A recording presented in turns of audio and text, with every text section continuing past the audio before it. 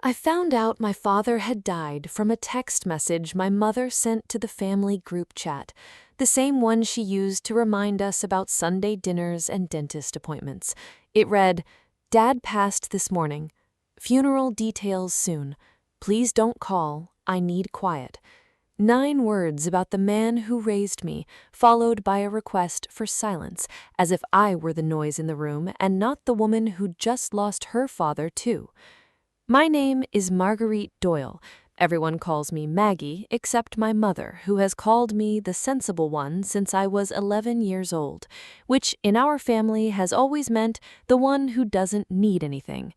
I was 34 when that text came through, standing in my kitchen with flour on my hands from a batch of bread I'd never finish baking, and I remember staring at the screen for a long time before I understood what it meant, not because the words were confusing, because I was waiting to feel something my mother's phrasing hadn't already stolen from me. I want to tell you about my father, because this story doesn't work if you don't understand who Walter Doyle actually was, underneath the version my family preferred to remember. He was a quiet man, not weak, quiet the way a locked door is quiet, the way a held breath is quiet. He ran a small hardware store on Kessler Avenue for 38 years, the kind of place where he knew every regular's name before they finished describing the leak. He wore the same brown jacket every autumn until it wore through at the elbows, and when my mother replaced it, he wore the new one exactly the same way, without comment, because comment wasn't really his language. His love came out sideways, in the extra $10 folded into a birthday card, in the way he'd fix my car's brakes on a Saturday without ever mentioning it, in the fact that he remembered every single year that I hated cinnamon in my coffee and never once let anyone put it there by mistake. My brother, Derek, was 2 years older than me, and from the moment I have memory of anything, was treated like the only child who mattered. It wasn't cruelty exactly, it was more like an atmosphere, a temperature in the house that had been set before I was even born, and never adjusted. Derek's report cards went on the refrigerator, mine went in a drawer. Derek's basketball trophies lined the hallway. My debate team medals, and I won a lot of them, sat in a shoebox in my closet, because my mother said the hallway was getting crowded. When Derek dropped out of college in his second year to find himself, my parents co-signed a lease on an apartment for him.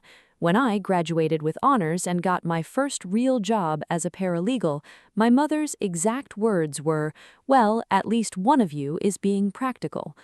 I don't say any of this to make you feel sorry for me.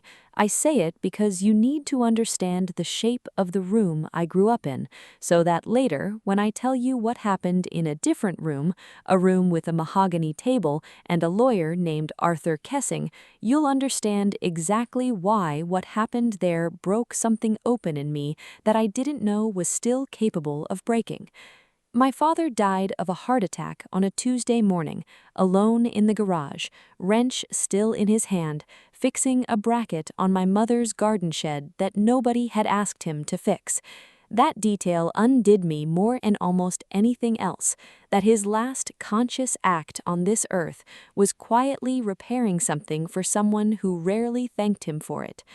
The funeral was small, tasteful, exactly the kind of event my mother could control. She stood at the front in a black dress that had clearly been tailored for the occasion days in advance, and she cried in the specific, photogenic way some people cry, tears that never smudge, grief that never disturbs the hairline. Derek gave the eulogy. He talked about fishing trips I didn't remember happening, about a father-son bond that, if I'm honest, sounded more like the version Derek wished existed than the one that actually did. I sat in the third pew, next to my husband Tom, and I didn't cry until the very end, when the funeral director closed the casket, and I understood all at once and too late that I would never again hear my father call me Mags in that low, unhurried voice of his. Afterward, at the reception, my mother pulled me aside near the coat rack, her hand light on my elbow, her voice pitched low and sweet in the way that always meant something unkind was coming. "Marguerite, honey," she said, "I want you to know the will reading is just going to be Derek and me on Thursday. There's no need for you to take time off work. It's really just formalities." I remember the specific stillness that settled over me, not shock, something quieter and older than shock, the settling of a pattern I'd watched my whole life, clicking into place one final time. "He was my father, too," I said. "Of course he was," she said, in the tone you'd use to agree with a child who insists the sky is purple. "But you know how these things go. It's mostly about the store, and Derek's been helping my father with the business side of things for years. It just makes sense for him to be there." Derek had never once, to my knowledge, set foot in that hardware store to do anything other than ask my father for money. I didn't argue. That was always my role in this family, the one who absorbed things quietly so the surface of the water stayed calm. I nodded, I said something about needing to check on the caterers, and I walked away with my father's funeral reception swimming blurrily around me, and a small, hard seed of something lodged behind my ribs that I didn't have a name for yet. I would learn its name 3 days later in Arthur Kessing's office, when a man I had never met before in my life looked directly at me and said words that would change everything I understood about my father, my family, and myself. But before I get there, I want to tell you a little more about the specific texture of growing up the way I did, because I think it matters. Not for sympathy, but so you understand exactly what it cost me to keep showing up for a family that rarely showed up for me in return. When I was 9, I broke my wrist falling off my bike 2 blocks from our house. I remember lying on the pavement, more scared than hurt, and running the whole way home cradling my arm, only to find our house empty except for my grandmother who was visiting that week. My parents were at Derek's regional basketball tournament 3 towns over, a tournament his team lost in the first round, incidentally, a detail nobody ever seemed to remember when they talked about how important it had been for them to be there. My grandmother drove me to the emergency room herself, holding my good hand the entire ride, murmuring that everything was going to be fine, and it was. The wrist healed in 6 weeks, but something else took a lot longer to heal, something I couldn't have named at 9 years old, but understood perfectly well by the time I was 34. When I was 16, I won the statewide debate championship, the culmination of 2 years of after-school practices, tournaments, and a level of preparation that left me hoarse for days afterwards. My mother attended exactly 1 debate meet that entire 2 years, the final round, the one where I won, and she left before the award ceremony because Derek had a curfew he needed picked up for in time for. I remember standing on that small stage, medal in hand, scanning the auditorium for my parents' faces, and finding only my father's, sitting alone in the 3rd row, clapping so hard his palms must have stung, because he'd told my mother he'd stay and watch the whole thing through, and for once, quietly, without announcement, he had. I think about that night often now. My father never said much about it afterwards, just drove me home, bought me a milkshake at the diner on Route 9 that used to stay up late, and told me in his understated way, "You did good today, Mags, real good." It wasn't a speech, it wasn't a toast at a family dinner with everyone's attention fixed admiringly on me the way Derek's achievements always seemed to command. It was just a milkshake and 4 quiet words in a car at 11 o'clock at night. But it was real, and it was his, and it was, I would come to understand many years later, exactly the kind of attention my father paid to things that actually mattered to him. So, when that text message came through about his death, followed by my mother's clipped instruction to keep the funeral quiet and my calls unanswered, it wasn't really a new wound. It was an old one, reopened in the cruelest possible circumstances. Grief compounded by the exact same erasure I'd spent my whole life quietly absorbing. Let me tell you what happened on Wednesday. the day before the will reading I wasn't supposed to attend, because that's the day the first crack appeared in my mother's carefully maintained house of cards, and I almost missed it entirely. If you're the kind of viewer who's been the sensible one in your own family, the one who keeps the peace while somebody else keeps the spotlight, I made this story with you in mind. If you enjoy stories where truth eventually finds its way, consider subscribing to Silent Victory Stories. We've got a lot more of these ahead, and I'd love to have you along for them. Wednesday afternoon, my phone rang, and the name on the screen surprised me. Arthur Kessing, attorney at law. I didn't recognize the name at all, and for a moment I assumed it was a scam call, the kind that preys on grieving families.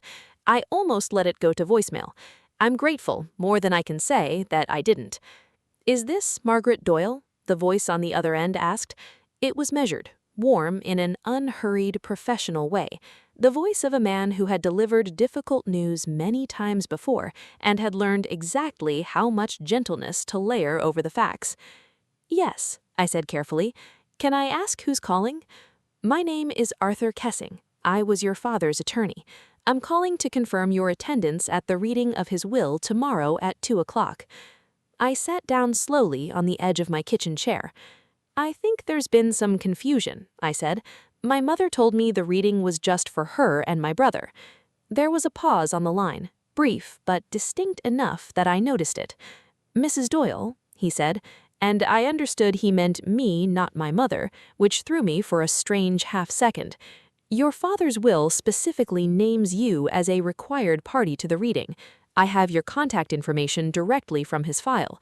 I was calling to make sure nothing had happened to prevent you from receiving my earlier voicemail." I never got a voicemail. Another pause, this one heavier.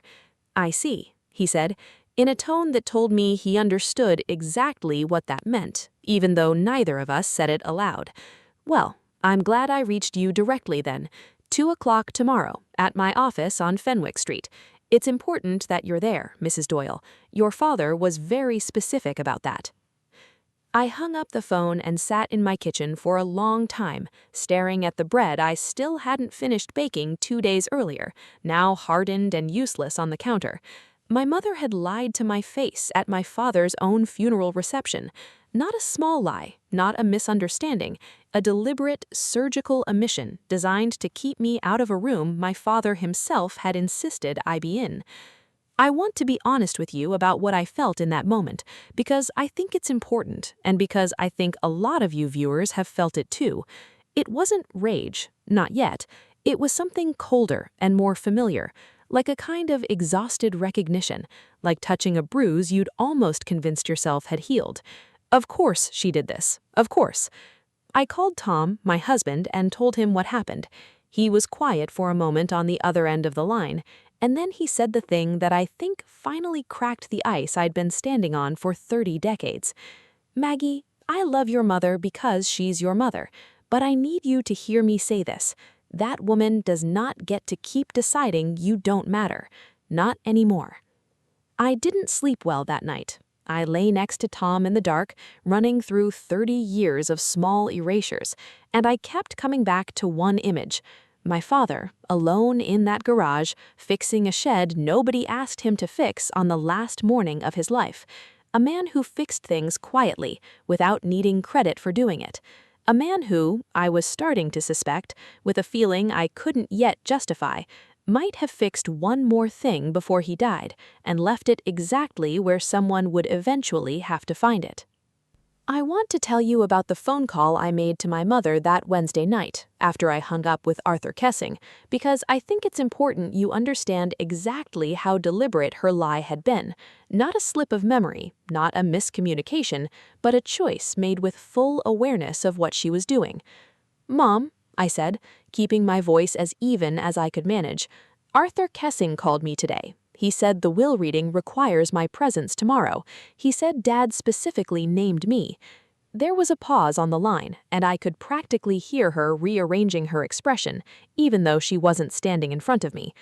"Oh," she said, finally, her voice light, almost breezy.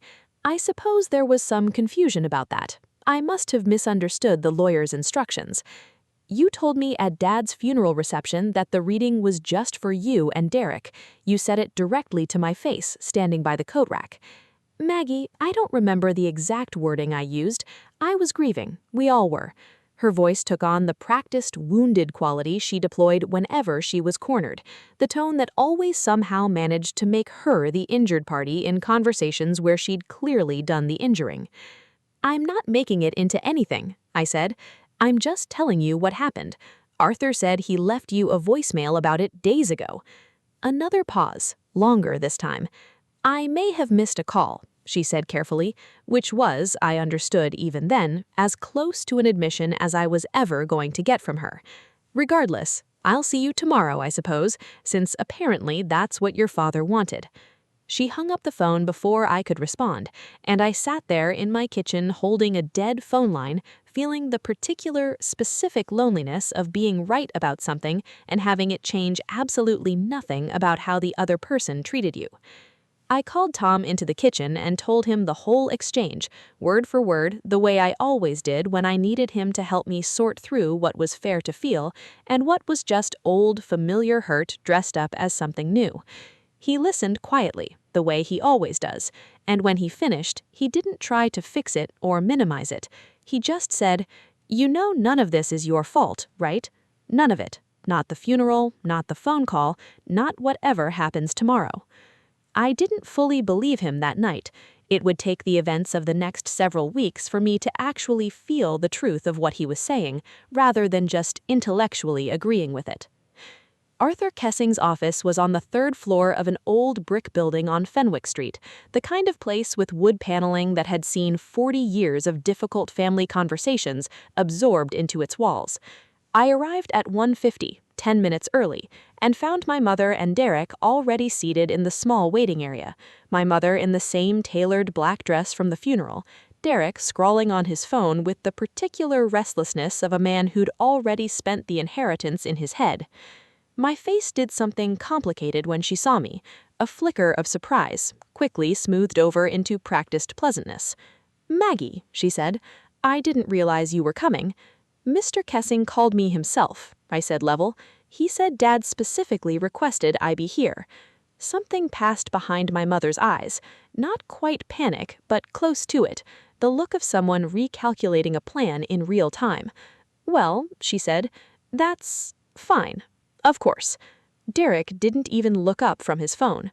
We were shown into Arthur Kessing's office a few minutes later. He was an older man, silver-haired, with the kind of steady, unhurried presence that made you trust him almost immediately, the opposite energy of everyone else in that room. He gestured for us to sit in the 3 chairs arranged before his desk, and I noticed with a small jolt that there were exactly 3 chairs. He had been expecting all of us. He had never for one moment entertained the version of this meeting my mother had tried to arrange. "Thank you for all coming," he said, opening a thick folder on his desk. "I want to say before we begin that Walter was more than a client to me. He was a friend of nearly 20 years.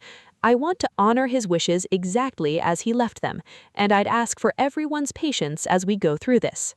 My mother's foot was bouncing slightly under the desk. I noticed it because I'd spent 34 years learning to read the small physical tells beneath her composed exterior. It was the same foot bounce she did whenever she sensed something was slipping out of her control. Arthur read through the preliminary language first, the standard legal boilerplate, revoking prior wills, naming himself as executor. Then he came to the first substantive section, and the temperature of the room changed. "To my son, Derek Walter Doyle," he read, "I leave the sum of $40,000 to be used at his discretion." Derek's face lit up. $40,000 was clearly more than he'd expected, and for a moment I watched him do the math of it behind his eyes, already spending it. "To my wife, Carol Doyle," Arthur continued, "I leave the entirety of our joint savings and investment accounts, as previously established, along with full rights to remain in the family home for the remainder of her life." My mother nodded, satisfied, as if this were simply confirmation of what she'd already assumed to be hers by default. Then Arthur paused. He looked up, first at my mother, then at Derek, and finally, deliberately and for a longer moment than felt comfortable, at me. "There is an additional provision," he said, "concerning the Kessler Avenue property, the hardware store, and its associated business assets. Walter left specific instructions regarding this portion of the estate, along with a sealed letter to be read only after the primary will was disclosed to all three of you together in this room at the same time." My mother's foot stopped bouncing entirely. "A sealed letter?" she said. "Walter never mentioned any letter to me." "That may well be," Arthur said gently, "but he mentioned it to me several times over the last 2 years. He was very precise about the conditions under which it should be opened."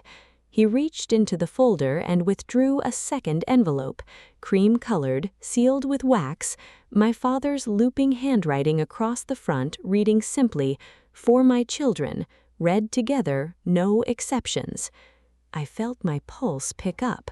Something in that phrase, "my children, plural, no qualifiers, no favorites," landed in my chest like a small warm stone. Before I go further, I'd genuinely love to know, in the comments below, if you've ever been the family member nobody expected anything from. Not to compare pain, just because I think there's something powerful in naming it out loud. I'll read every comment, I promise. Act 2 continued. My mother's first lie unravels. Arthur broke the wax seal on the envelope carefully, unfolding a single sheet of paper covered with my father's small, precise handwriting. The same handwriting that used to fill out receipts at the hardware store counter, unhurried and legible after decades of use. He cleared his throat and began to read. "To Carol, Derek, and Maggie, if you're hearing this, then I'm gone, and I'd ask that whatever comes next, you hear it out fully before anyone says a word. I've watched this family for a long time, quieter than any of you probably realized. I loved all three of you in the specific and imperfect way a man learns to love the people closest to him. But love doesn't mean I was blind." My mother's jaw tightened. Derek had gone very still. "Carol, you have always taken care of appearances, and I don't say that unkindly. It's simply true, and it's part of why our marriage worked as long as it did. Derek, you have always needed more support than you've been willing to admit, and I gave it freely to you because that's what fathers do. But somewhere along the way, both of you built a version of this family that had very little room in it for Maggie, and I let that happen for far too long without saying anything, because I am, and always have been, a quiet man who avoids conflict. I regret that more than almost anything else in my life." I felt my pulse pick up. Something in that phrase, "my children, plural, no qualifiers, no favorites," landed in my chest like a small warm stone. 2 years ago, I sat in the store after closing and did the books, the way I always did, and I realized something I should have realized decades earlier. Maggie was the only one of my children who ever asked how the business was doing without being prompted. She was the only one who remembered every customer's name when she used to help out on weekends as a teenager. She was the only one who never once asked me for money, not because she didn't need it, but because she never wanted to be a burden, which breaks my heart to write because she was never, for one single day, a burden. My mother made a small sound, something between a scoff and a gasp, but Arthur continued reading, steady and unhurried, exactly as my father would have wanted. "So I made a decision, and I made it alone, because I knew if I discussed it in advance, it would become a battle I didn't have the strength to fight while I was still alive to fight it.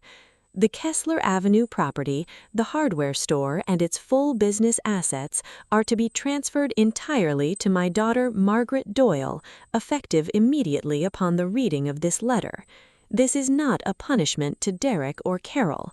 It is a correction, 30 years overdue, to a daughter who deserved to be seen a very long time ago. The room went completely silent. My mother's mouth was open slightly, no words coming out.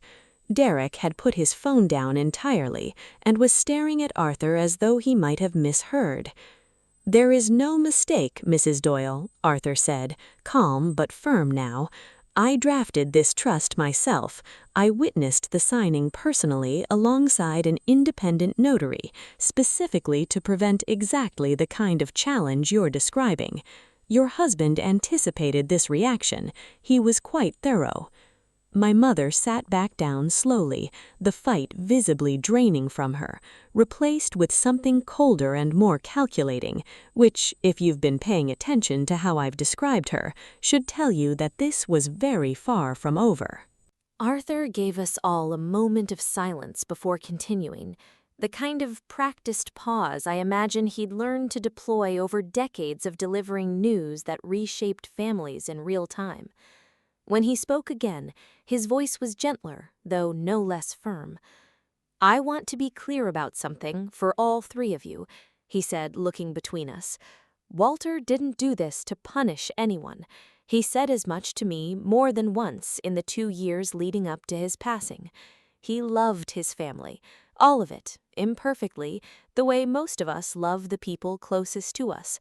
But he was also a man who paid attention, quietly for a very long time, and eventually he decided that attention needed to translate into something concrete before it was too late to matter."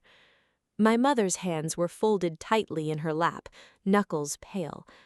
"And you're telling me he discussed all of this with you, but never once with his own wife?"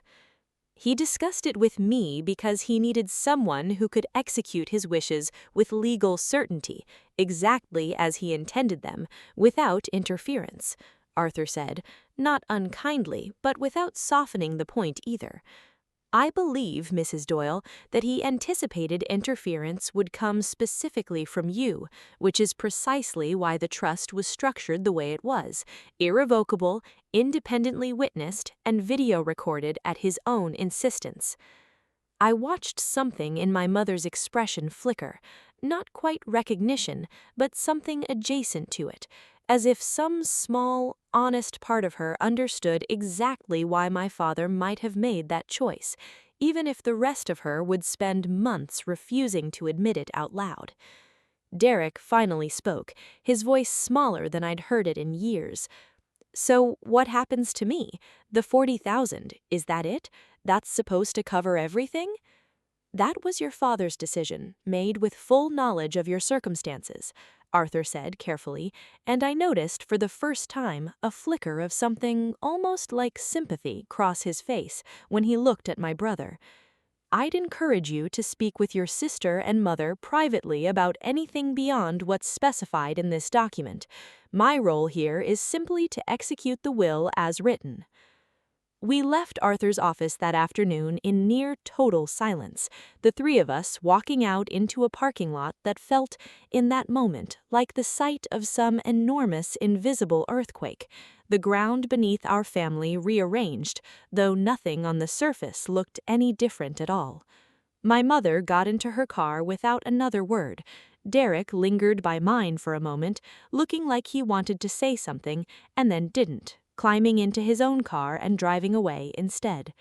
I sat behind my steering wheel for a long time before I trusted myself to drive, replaying my father's letter over and over in my mind, still not quite able to believe the words had actually been meant for me.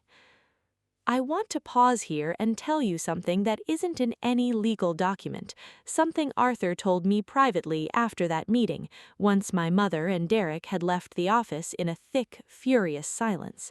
He asked me to stay behind for a moment, and once the door had closed, he opened a drawer in his desk and retrieved a second, smaller envelope, this one simply addressed, "Maggie, just for you.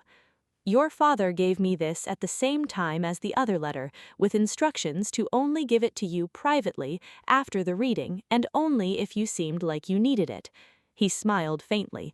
"I think you need it." I opened it with shaking hands in the parking lot outside, sitting alone in my car. Inside was a short handwritten note, far less formal than the will, in the specific familiar shorthand my father used with me and only me. Mags, if your mother's in there making a scene, don't let it rattle you. I know exactly how she gets. I've watched you hold this whole family together quietly for years, and I want you to know I saw it, every single time, even when I didn't say anything. The store is yours because you're the only one who ever loved it the way I did, not for what it could give you, but for what it was. Run it however you want. Sell it if you want, though I hope you don't. Just promise me one thing. Don't spend the rest of your life waiting for your mother and brother to finally notice you. You were never invisible. You were just surrounded by people who benefited from pretending you were. Love, Dad. I sat in that parking lot and cried harder than I had at the funeral itself, because this small, private, unglamorous letter felt like the truest thing my father had ever said to me, and he'd waited until he was gone to say it plainly. But my father's second envelope wasn't the only secret that came out of that week. 3 days later, I learned something about my brother Derek that reframed everything, not just about the will, but about why my mother had fought so hard, so fast, to keep me out of that room entirely. Derek called me on a Friday evening, his voice unsteady in a way I'd rarely heard before. "Maggie, I need to talk to you. About the store. About a lot of things." We met at a diner halfway between our two houses, neutral ground, and Derek, for the first time in longer than I could remember, looked genuinely afraid. "I'm in debt. Bad debt. Gambling. It's about $80,000, Maggie. I've been telling Mom I needed the store to sort myself out, that I was going to run it, turn it into something bigger, franchise it, whatever. I was lying. I was going to sell it the second it was in my name. I needed the cash. I've needed it for almost a year." I sat back in the booth, absorbing this. "Does Mom know?" "She knows I'm in a rough patch," he said, using air quotes with visible bitterness. "She doesn't know how bad. She's been planning on the store money bailing me out before Dad died even. That's why she panicked so hard about you being in that room, Maggie. She thought if you were there, you'd ask questions, slow things down, maybe even get some of it yourself. She needed it moving fast and quiet, straight into my name, so she could get me out of trouble before it became her problem too." I felt something in me go very still and very clear. So this was never about protecting the business, it was about covering for you. Derek didn't answer, which was answer enough. I sat with that for a long moment, watching my brother, a grown man of 36, hunched over a cold cup of diner coffee like a boy waiting to be scolded, and I felt something unexpected rise up in me alongside the anger. Not forgiveness, not yet, but something adjacent to it. Recognition, maybe. The understanding that Derek, in his own way, had also spent his whole life performing a role assigned to him before he had any say in it. The golden child, the one who was supposed to succeed loudly and visibly, the one who could never afford to admit when he was struggling because the entire architecture of our family's self-image depended on his shine staying bright. Does Mom know how deep it actually goes? The real number?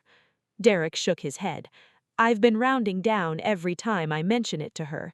If she knew it was really 80,000, she'd—" He stopped, rubbing his face with both hands. "I don't know what she'd do, honestly. Probably tried to remortgage the house. She's already halfway convinced herself the store was supposed to save me." "It was never going to save you, Derek. Even if you'd gotten it, gambling debt doesn't stop because you suddenly have an asset to burn through. It just finds a new way to spend it." "I know that now," he said quietly, and for the first time in longer than I could remember, I believed he actually meant it. "I've been going to meetings, 2 weeks now. I haven't told Mom yet. I don't know how." I didn't offer to tell her for him. That wasn't my burden to carry, not anymore. And some part of me, the part that had spent 34 years absorbing other people's discomfort so the surface of the water stayed calm, recognized with something like relief that I was finally allowed to let this particular weight belong entirely to somebody else. The following week, I confronted my mother directly about it, not out of cruelty, but I was tired of watching her build an entire narrative of victimhood around a situation she deliberately engineered. I drove to the house, the same house I'd grown up in, where she still lived alone in rooms that grew steadily quieter since my father's death, and found her in the kitchen rearranging a cabinet of dishes that didn't need rearranging. I know about Derek's gambling. I know that's why you wanted the store transferred to him so fast. I know that's the real reason you tried to keep me out of that reading. My mother's hands went still over a stack of plates. For a long moment, she didn't turn around. "You don't understand what it's like," she said finally, her voice tight, "to watch your child suffer and feel like there's nothing you can do to fix it." "I understand it fine," I said. "What I don't understand is why fixing it always seemed to require erasing me first." She turned around then, and for just a moment, just a flicker, gone almost as soon as it appeared, I saw something in her face that looked almost like genuine grief, not for my father, but for the version of herself she must have known, somewhere underneath all the careful management of appearances, she had chosen to become. Then it was gone, replaced by the familiar, composed mask. "I've always done my best for this family," she said, which was, I realized, the closest thing to an apology I was ever going to receive from her, wrapped so tightly in self-justification that it barely qualified as one at all. I didn't push further. I'd learned by then that some doors simply don't open all the way, no matter how long you stand there knocking, and that the healthiest thing I could do was stop expecting them to. I know this is a lot to take in all at once, and if you're still with me here, thank you.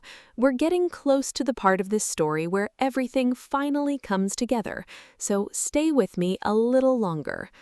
I'd love to tell you my mother accepted the will gracefully after that meeting in Arthur's office, but that would be a different story and not a true one.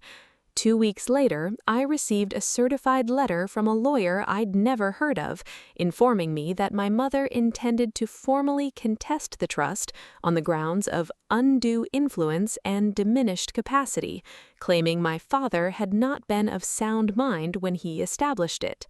It was, Arthur told me when I called him in a mild panic, an extremely difficult claim to prove. My father had no diagnosed cognitive impairment, had personally reviewed the documents with an independent notary present, and had, in Arthur's professional opinion, been sharper than most 60-year-olds I've ever met right up until the day he died. But difficult to prove didn't mean my mother wouldn't try, and for about 6 weeks, my life became consumed by depositions, document requests, and increasingly uncomfortable phone calls from relatives who'd clearly been fed my mother's version of events, that I had somehow cornered my grieving elderly father into signing away the family business behind everyone's back. The lowest point came at a cousin's baby shower, of all places, when my Aunt Louise pulled me aside and said with the particular blend of concern and judgment only certain relatives can manage, "Your mother's very hurt, Maggie. She just doesn't understand why you do this to Derek, especially with everything he's going through."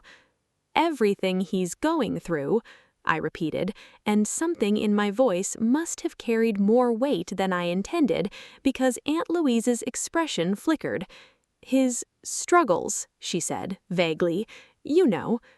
I realized, standing in that overheated living room surrounded by pastel balloons, that my mother had somehow managed to reframe the entire situation, turning Derek's secret gambling debt into a sympathetic, undefined struggle, and turning my deliberate, carefully witnessed final wish into an act of betrayal on my part. It was, I'll admit, almost impressive in its audacity. I didn't say anything to Aunt Louise that day. I'd learned a long time ago that arguing inside my family's carefully constructed narratives rarely accomplished anything except making me look defensive. Instead, I did something I'd never really done before in my 34 years. I let Arthur handle it, completely, professionally, and without my emotional involvement clouding the facts.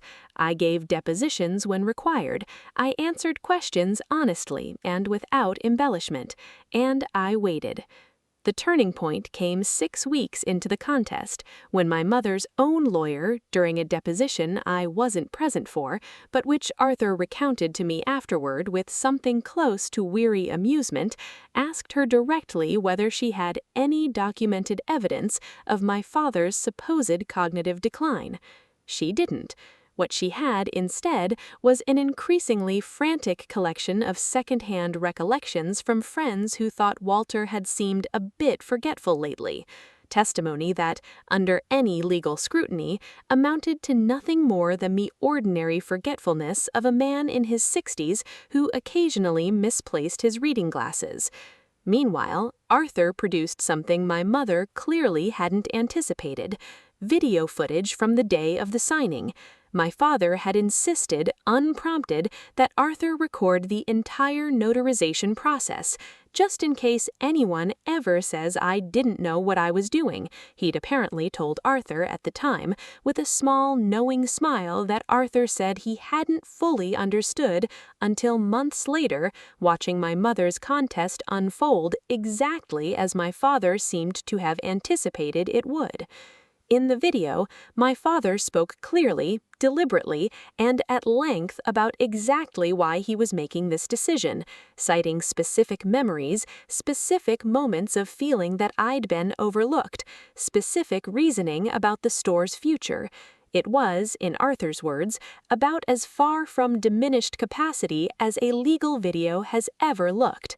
My mother withdrew the contest 3 days after that video was shared with her attorney.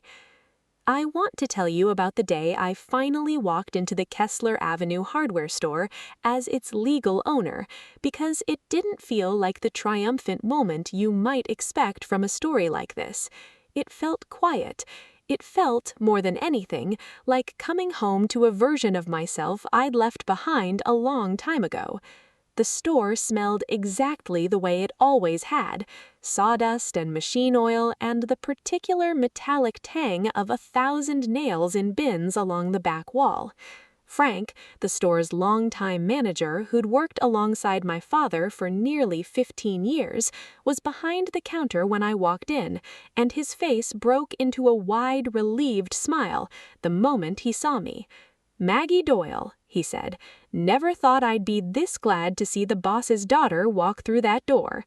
"I'm not sure I'm ready to be called boss," I admitted. "You will be," Frank said simply. "Your dad used to say you were the only one of his kids who ever actually listened when he explained how something worked. Derek used to just nod along till he could leave." I spent that first afternoon walking the aisles slowly, running my hand along shelves I remembered dusting as a teenager on weekends, back when I used to come in after school just to be near my father, not because anyone made me. I found, tucked behind the register in a drawer that stuck slightly, a small stack of index cards in my father's handwriting, notes to himself about regular customers' preferences, prices he'd been meaning to adjust, a reminder to reorder a specific brand of paintbrush that Mrs. Holleran likes for her porch railings. Small, unglamorous evidence of a man who paid quiet, careful attention to the world around him, exactly the way he'd paid quiet, careful attention to me, even when I hadn't fully realized it.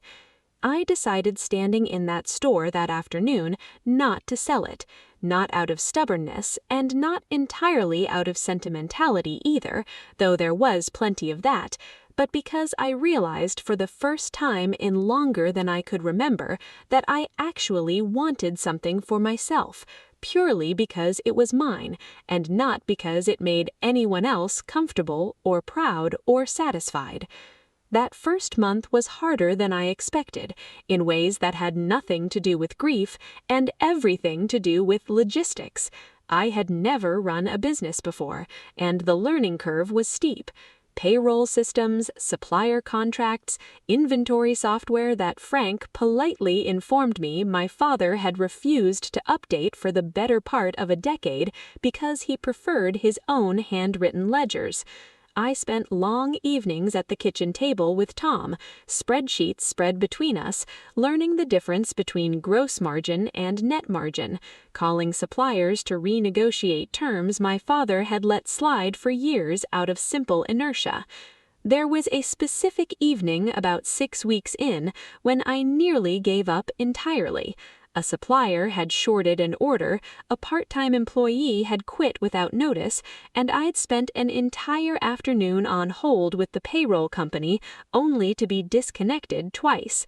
I sat in my car in the store's small back parking lot after closing, with both hands on the steering wheel, and cried the kind of exhausted, directionless tears that have less to do with any single event and more to do with the accumulated weight of trying to prove to no one in particular that I deserved what my father had given me.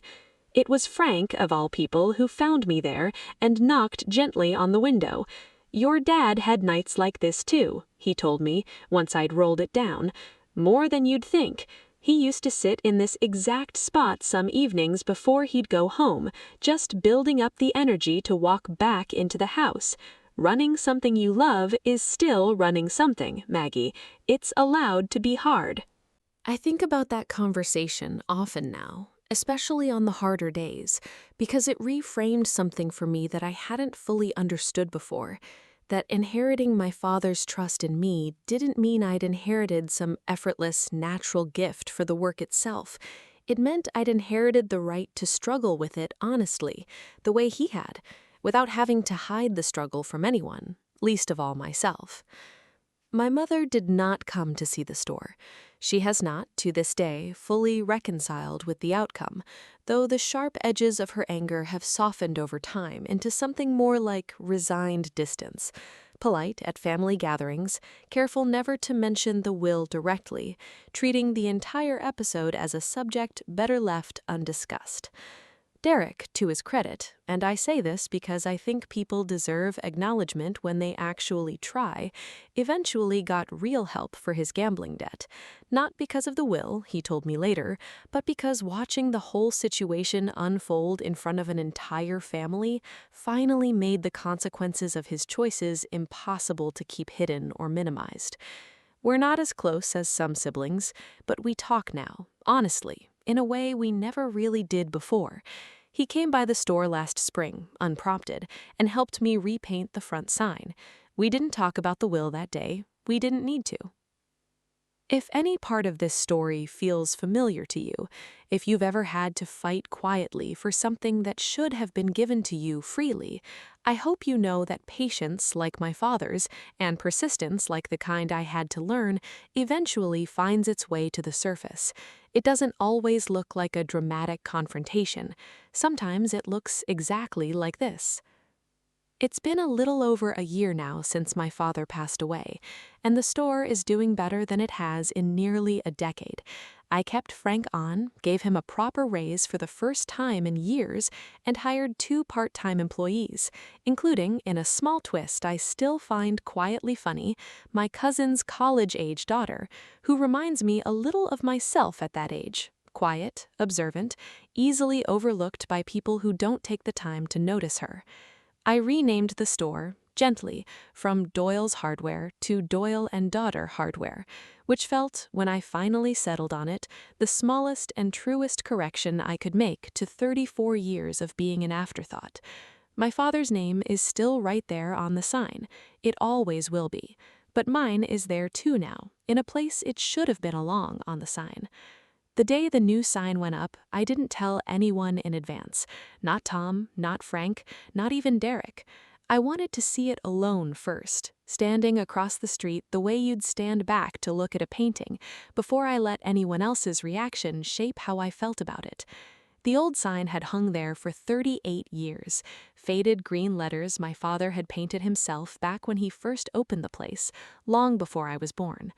Watching the installer carefully take it down felt like watching the closing of a very long chapter, and when the new sign went up in its place, gold letters against the same green background Frank had specially mixed to match the original as closely as possible, I stood on that sidewalk and cried for the third time in this whole story, though this time the tears felt different than any of the others.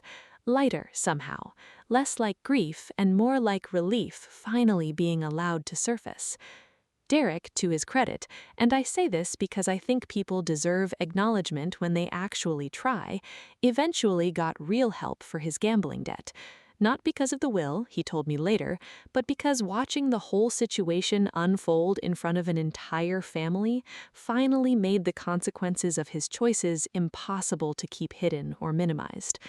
We're not as close as some siblings, but we talk now, honestly, in a way we never really did before. He came by the store last spring, unprompted, and helped me repaint the front sign. We didn't talk about the will that day. We didn't need to. If any part of this story feels familiar to you, if you've ever had to fight quietly for something that should have been given to you freely, I hope you know that patience, like my father's, and persistence, like the kind I had to learn, eventually finds its way to the surface. It doesn't always look like a dramatic confrontation. Sometimes it looks exactly like this. It's been a little over a year now since my father passed away, and the store is doing better than it has in nearly a decade. I kept Frank on, gave him a proper raise for the first time in years, and hired 2 part-time employees, including, in a small twist I still find quietly funny, my cousin's college-age daughter, who reminds me a little of myself at that age. Quiet, observant, easily overlooked by people who don't take the time to notice her. I renamed the store, gently, from Doyle's Hardware to Doyle and Daughter Hardware, which felt, when I finally settled on it, the smallest and truest correction I could make to 34 years of being an afterthought. My father's name is still right there on the sign. It always will be. But mine is there too now, in a place it should have been along. The day the new sign went up, I didn't tell anyone in advance.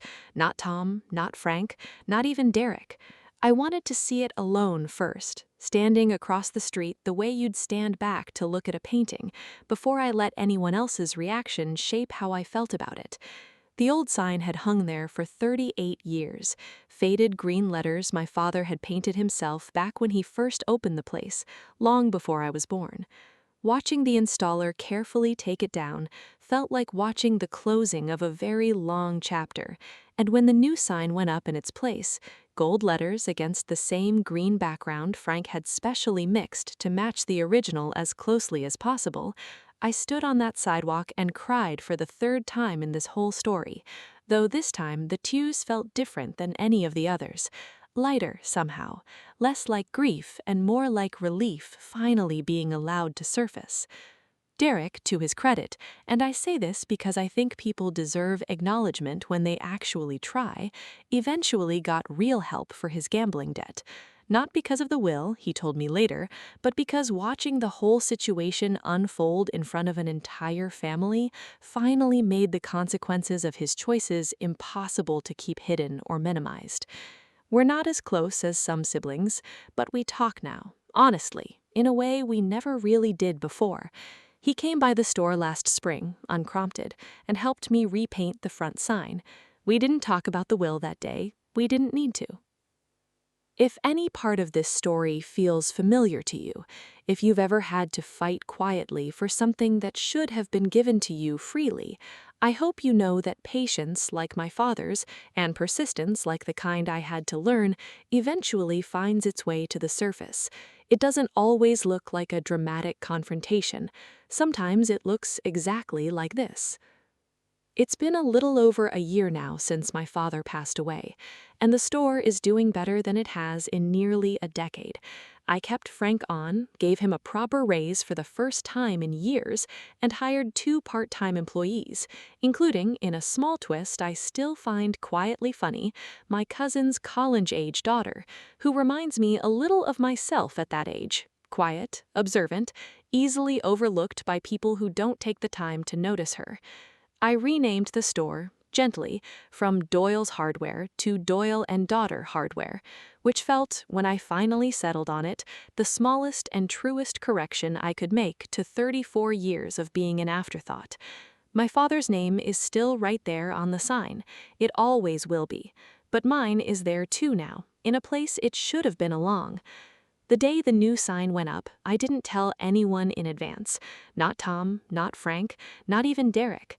I wanted to see it alone first, standing across the street the way you'd stand back to look at a painting, before I let anyone else's reaction shape how I felt about it.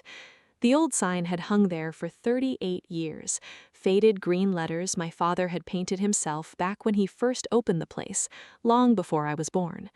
Watching the installer carefully take it down felt like watching the closing of a very long chapter, and when the new sign went up in its place, gold letters against the same green background Frank had specially mixed to match the original as closely as possible, I stood on that sidewalk and cried for the third time in this whole story, though this time the tears felt different than any of the others. Lighter, somehow, less like grief and more like relief finally being allowed to surface. Derek, to his credit, and I say this because I think people deserve acknowledgement when they actually try, eventually got real help for his gambling debt.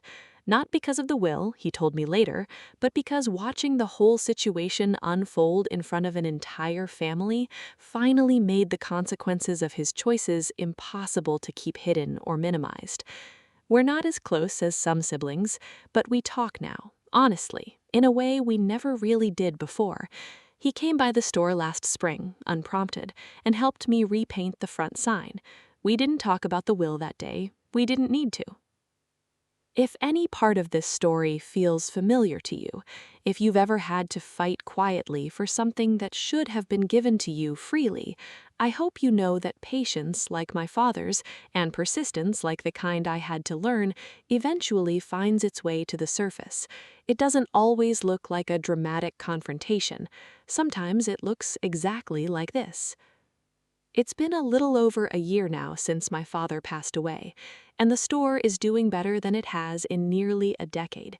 I kept Frank on, gave him a proper raise for the first time in years, and hired 2 part-time employees, including, in a small twist I still find quietly funny, my cousin's college-age daughter, who reminds me a little of myself at that age. Quiet, observant, easily overlooked by people who don't take the time to notice her. I renamed the store, gently, from Doyle's Hardware to Doyle and Daughter Hardware, which felt, when I finally settled on it, like the smallest and truest correction I could make to 34 years of being an afterthought. My father's name is still right there on the sign. It always will be, but mine is there too now, in a place it should have been all along. The day the new sign went up, I didn't tell anyone in advance. Not Tom, not Frank, not even Derek. I wanted to see it alone first, standing across the street the way you'd stand back to look at a painting, before I let anyone else's reaction shape how I felt about it. The old sign had hung there for 38 years, faded green letters my father had painted himself back when he first opened the place, long before I was born. Watching the installer carefully take it down felt like watching the closing of one very long chapter, and when the new sign went up in its place, gold letters against the same green background Frank had specially mixed to match the original as closely as possible, I stood on that sidewalk and cried for the third time in this whole story. Though this time the tears felt different than any of the others, lighter somehow, less like grief and more like relief finally being allowed to surface. Derek came by 2 days later, before I'd even had the chance to call him about it. He stood across the street the way I had, hands in his pockets, looking up at the new sign for a long moment without saying anything. "It's a good name," he said finally. "Thanks," I said, bracing slightly for whatever might come next, some old habit of mine expecting a comment that would find a way to diminish the moment. But Derek just nodded, and after a while he said, quieter than I expected, "I should have been paying better attention this whole time. To you, I mean, not just to Dad or the business or myself. You." He looked over at me, and there was something in his face I hadn't seen from him since we were kids, a kind of unguarded honesty that our family had never really made room for. "I'm sorry, Maggie. I mean it. Not because of the will, because of before the will. Because of basically my whole life." I didn't have a perfectly composed response for that. I just told him thank you, and that it meant something, and that I hoped he kept going to his meetings, and he said he would, and for the first time in longer than either of us could probably calculate, we stood on that sidewalk together without either one of us performing a version of ourselves for the other person's benefit. It wasn't a full repair. Some things, once broken in a particular way over enough years, don't fully repair. But it was real, and it was a start, and given where we'd both come from, a real start felt like more than I'd ever expected to get. I think about my father's letter often, not the formal one Arthur read aloud in that office, but the small, private one he left just for me, the one that told me I was never invisible, only surrounded by people who benefited from pretending I was. I think about how much quiet observation must have gone into a decision like his, years of watching, noticing, understanding exactly who I was, even while the rest of our family built a version of our lives that had very little room for that understanding. I don't share this story to make anyone hate my mother or my brother. Families are complicated, and most people are doing the best they can with whatever damage was done to them long before we ever knew them. My mother learned to measure love in appearances because someone once measured her that way too. My brother learned to take without asking because somewhere along the line, taking was the only language anyone taught him. I don't excuse what either of them did, but I've stopped needing them to fully understand it in order for me to move forward. What I do want you to take from this, if you've stayed with me this long, is something my father seemed to understand long before I did. Being the quiet one in a room doesn't mean you're the least important person in it. Sometimes it means you're the only one paying enough attention to be trusted with what matters most when it matters most. Sometimes the people who love us most aren't the loudest ones. They're the ones quietly fixing a shed nobody asked them to fix on an ordinary Tuesday morning right up until the last moment they're given. If this story meant something to you, if you've ever been the overlooked one, the sensible one, the one who kept the peace while someone else kept the spotlight, I hope you'll consider staying with me for the next one. This channel exists because so many of you have written to me about stories just like this one, about your own quiet victories, your own second envelopes waiting somewhere down the line. I read every comment, and I mean that. Take care of yourselves this week. Be a little gentler with the quiet ones in your own life. You never know what they're carrying or what they're capable of once someone finally sees them clearly. Thank you for listening. I'll see you in the next story.